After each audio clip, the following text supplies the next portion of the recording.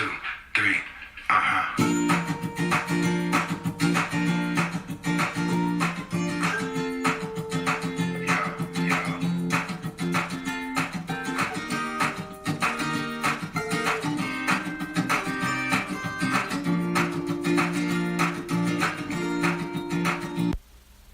Hello and welcome to my third episode of Being Manic Dave.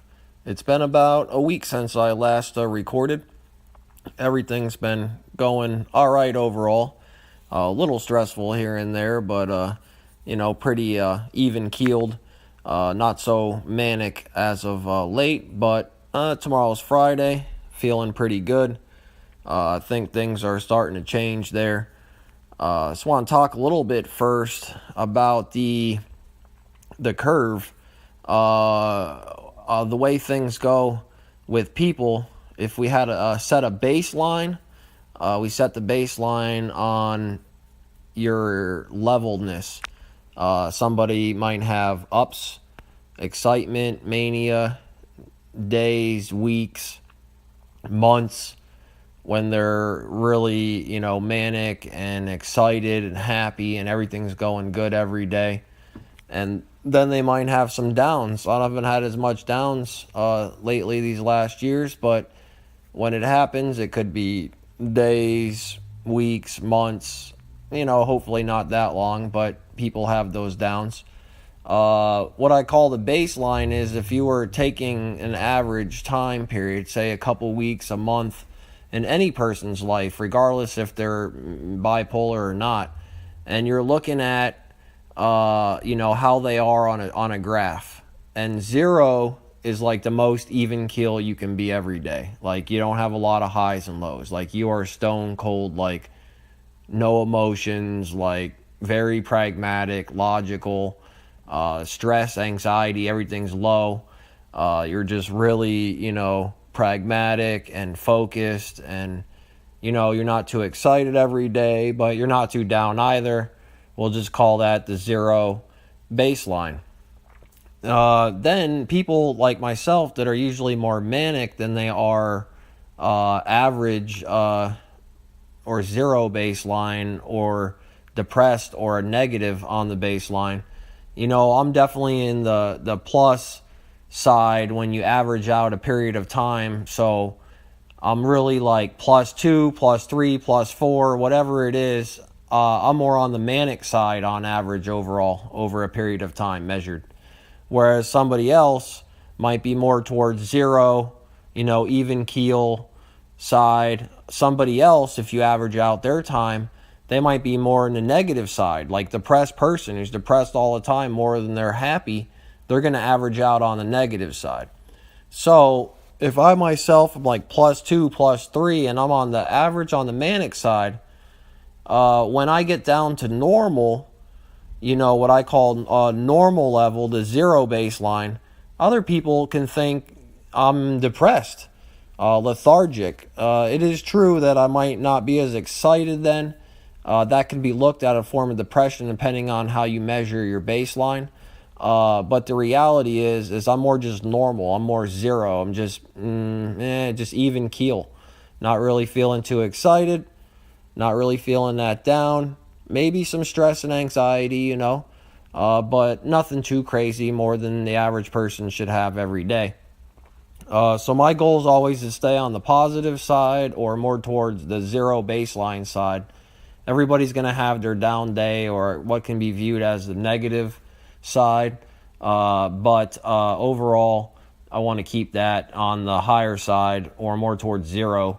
But not like +4, +5 or something off the charts. We're like just bouncing off the wall every day.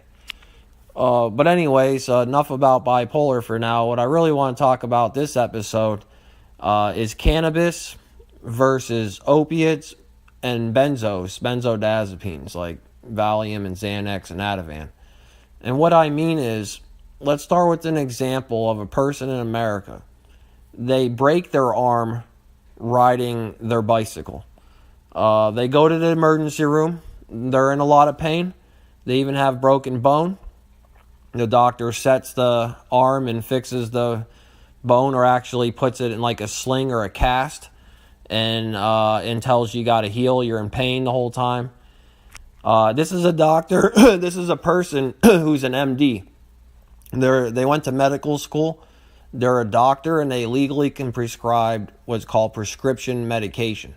Prescription medication is something you don't buy. You can't just go over the counter. You can't just go to Walgreens or CVS and say, I want some melatonin or calcium pills or NyQuil or whatever it is, and they give it to you. You need a prescription from a doctor. This is a completely separate industry.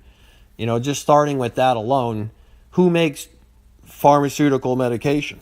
Well, huge companies like Eli Lilly and Merck and Pfizer. These are the huge companies with scientists and laboratories that making these medications. And when you go to the doctor or the emergency room when you broke your arm, true story in America, that doctor, I'm in pain, doc. I'm in pain. My arm is freaking killing me. He's not going to recommend marijuana. He's not going to recommend over-the-counter medication. He's not going to recommend no medication. He's not going to recommend... he may recommend something like that, but he himself is going to take out his script, his pad, and he's going to write you a script for Oxycontin, Loratab, Percocet, Valium, Xanax, stuff to heal your pain temporarily, and maybe anxiety and depression and stress and things like that. Now, what you don't realize is that doctor, that legal dope dealer, that MD who went to school for 8 years, smart guy, he just may have more than likely got you addicted to opiates, to drugs, to benzos. That's not a good road to go down. Opioid crisis is an epidemic in America, and all these other ones as well. Now, you give that person a script or two, a couple months worth of Oxycontin or Percocets, Loratabs, whatever it is, they start getting addicted to this medication. They start taking it, and at first, it does help out. They feel high, relaxed from it. It helps. They don't feel as much pain, anxiety, stress, and temporarily it helps. It relieves. The morphine, all that other stuff, surgeries, all that stuff. It relieves. It does. It really does. No one wants to be in pain. But over time, you're still taking it. You're starting to heal up. You're not really in day-to-day pain. And then next thing you know, you got two options. You got to keep taking it so you don't feel withdrawal, and they either give you more medication or you start freaking out, or you got to stop taking it and then go through a withdrawal period, whether it's anxiety, stress, lack of sleep, appetite, irritableness, whatever it is, your body, your mind, depression. There's all kind of side effects of that. They make it potentially hard to ever get off the drug, and if you do, it's going to be a bitch. So it's why cannabis has become medical marijuana for many years and now legalized in a lot of states. I'm legal medical marijuana myself for many years now, 6 years, for instance, is a great alternative. People, it's not going to kill all the pain that, Oxycontin or, Percocet or whatever is going to, probably do in that given time. But if you're going to do anything, at least you're not going to be like severely addicted physically to something. Maybe there's a mental addiction, but not as much physically. I mean, the reality is those medications are thought to help you. You go to a psychiatrist, they're giving Valiums and Xanax out, Klonopin, Ativan like it's water, the benzodiazepines. They're giving them out like it's watered. People are just taking them for many years. Many years. Not a great solution. Not a great solution. You can use natural organic medication and cannabis and things like that to manage everything from mania to depression to anxiety without having to be on all these pharmaceutical drugs. And it's just a terrible road to go down. Most people don't realize, but heroin, it was made by German scientists, the aspirin company. It was originally given to people with colds and women who had PMS, and as a cough syrup. It was marketed by Bayer, the big company, and they told people it helped them. In other countries in Europe, they were using it, and then they brought it to the United States, and then they eventually realized it was bad, and they used it after like World War One, I believe, and then that was it. They got, they banned that. But the reality is opioids and benzos and all that stuff. It's a terrible road to go down. Terrible road. It may feel good, temporarily, but it's bad for your body, bad for your liver, bad for your kidneys. Eating, exercise, going organic, cannabis, all the stuff I said in the first episode, St. John's wort, melatonin. There's natural over-the-counter homeopathic sleep aids. Lithium, in small doses is not toxic. That's a mineral of this earth. There's many ways: exercising, eating better, not drinking as many sugars, and eating soda, drinking sodas and sugars and candy, and changing your diet. The people you hang around, the stress, the anxiety, all that stuff in your life. And people think that all these pills are like the cure-all, and they don't realize the long-term outcomes, the effects that those kind of medications can have on them. And it's just terrible, because a doctor's not going to tell you otherwise. He's in bed with the pharmaceutical companies. Everybody's in bed, the insurance companies. Everybody has an agenda. And he feels if he doesn't use his pad to prescribe you that medication, he's not a doctor. There's no value because he's special. He can do that. Not everybody can prescribe medication and write a script legally. You have to be an MD. But the reality is, if he doesn't do that, and he can send you down this road. So if you don't have extreme pain, and even then I caution you, if you ever go to the emergency room or a doctor and you can deal with it, don't accept a script for Oxycontin or Lortab, Percocet, or any of that stuff, because they're going to send you down a terrible road.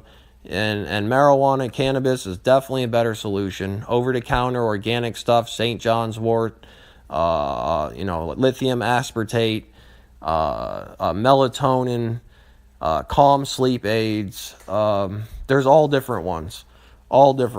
Just research it. Google it. Research, stuff to help mania, bipolar, over-the-counter medication. You can see it can be done. Research how to change your diet, eat more fish, omega-3 fatty acids important, take vitamins, calcium, make sure you drink enough milk or get calcium, protein, lots of protein, brain food. I need to work out, but that's where it's at too. We got to help ourselves mentally and physically. Can't just rely on medication, especially stuff that have negative long-term side effects and really affect you down the road. So make sure everybody thinks about that. And, this is unedited version here. There's some parts in this where I might have lost it for a second, but this is Manic Dave. The whole point of this is that it's just stream of conscience off the top of my head. A different topic every time. Hopefully I can keep you engaged. This time it was marijuana versus opiates versus benzos. We'll see you next time. I'm going to try to put up as much content as fast as possible now and get this stuff online and get more out quicker. So I hope you tune in next time. I appreciate you. This is Being Manic Dave, episode number 3. I'm out. It's a long road. Every day I wake up and turn my phone on. I read the news of the day just as it's coming down. I do my best not to let it get me down. I try to keep my head up, but this is Babylon. This world's in crisis, we try to fight it, this changing climate. With scientists and with politicians divided by it. So many ways we could solve it, but they will never sign it. This mountain's tumbling down, but still we try to climb it.